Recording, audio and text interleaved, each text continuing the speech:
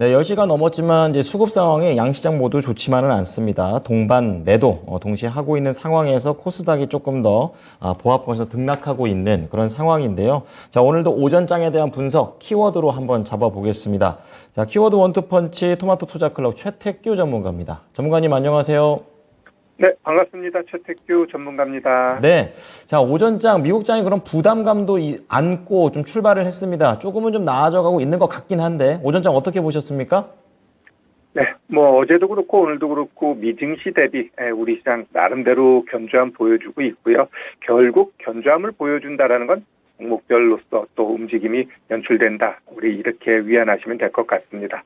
자, 오늘 오전장 관통하는 펀치는 2030년까지 해상 풍력 발전 7배를 증대하겠다고 발트해 인접 8개국이 합의를 했습니다. 자, 그러다 보니까 최근에 풍력 관련된 종목들 많이 올라왔고 오늘은 조금 좀 등고르기를 하고 있죠.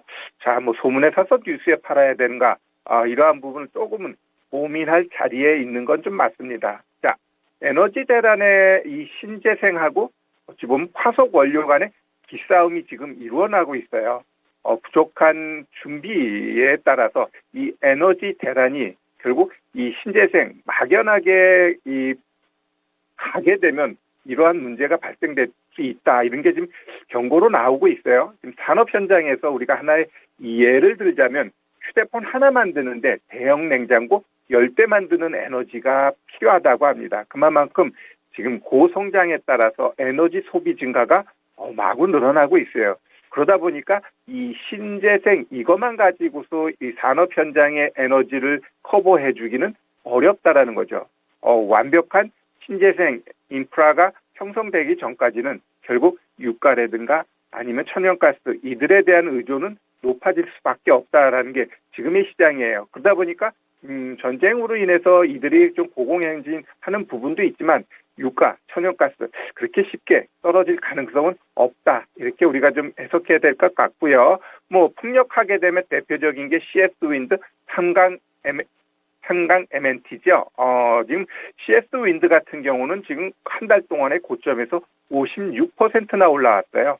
그러나 또 작년 2월 달에는 10만 원을 넘었으니까 그때에 비하면 지금 거의 30% 정도 하락한 상태에 있어요. 그러면 이 신재생 같은 경우는 결국 지속적으로 개파를 늘리고 성장해 나아가야 할 섹터인 건 분명합니다. 그러면 종목들은 지속적으로 올라가야 될까요? 아니죠. 올라가면 좀 되돌림이 나올 수 있는 자리에 있어요. 그래서 CS 윈드 같은 경우는 갖고 계신 분들 고점에 있다라면 그냥 계속 보유하고 계셔야겠지만 최근 저점에서 샀다고 한다면 오늘의 저가가 66,900원이에요. 그럼 요거를 깨게 되면 추가적으로 요 밑에 있는 하단까지 62,000원까지는 또 내려올 수 있습니다. 내려온다라는 건 또 더 가기 위한 조정이니까 그러한 부분 트레이딩 할 수 있는 분들은 트레이딩 하시고 그냥 보유할 분은 보유하고 가시면 될 것 같고요.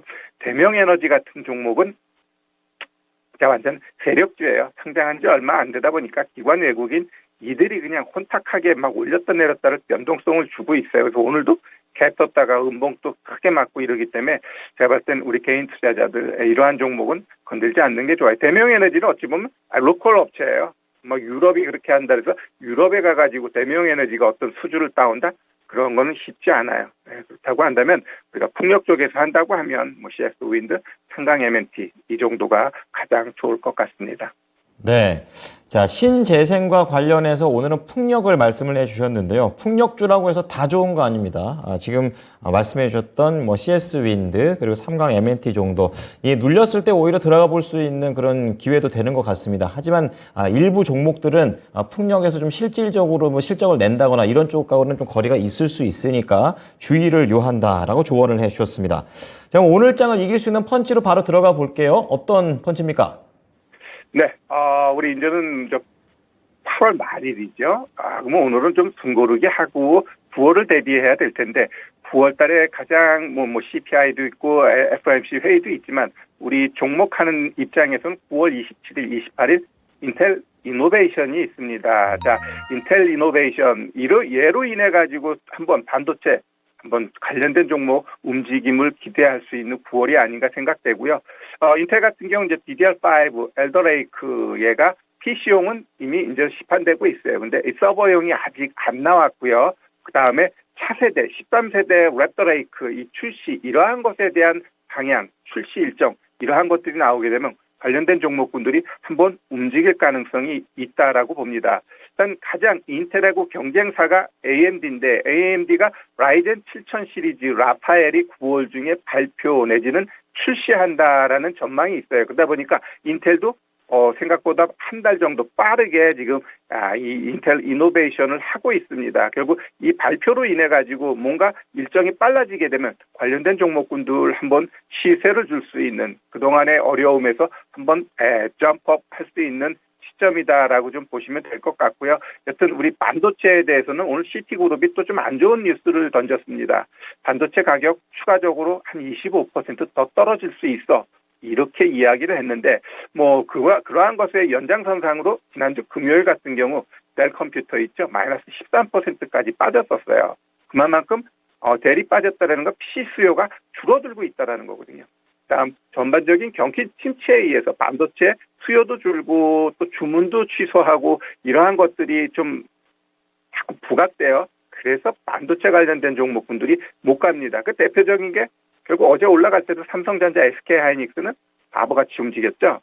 결국 이러한 내용이 있는데 결국 바보같이 움직인다라는 건 향후 더 크게 갈 수 있다라는 거니까 너무 기죽어 있지 말고 반도체도 언젠가는 빛들 날이 온다.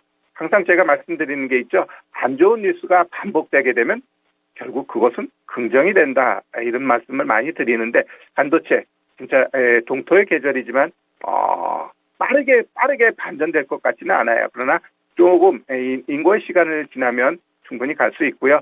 결국 인텔 이노베이션 관련돼서는 아비코전자, TCL, 코리아 서키트, 진텍 이러한 종목군들 한번 관심 갖고 볼 필요는 있을 것 같습니다. 네.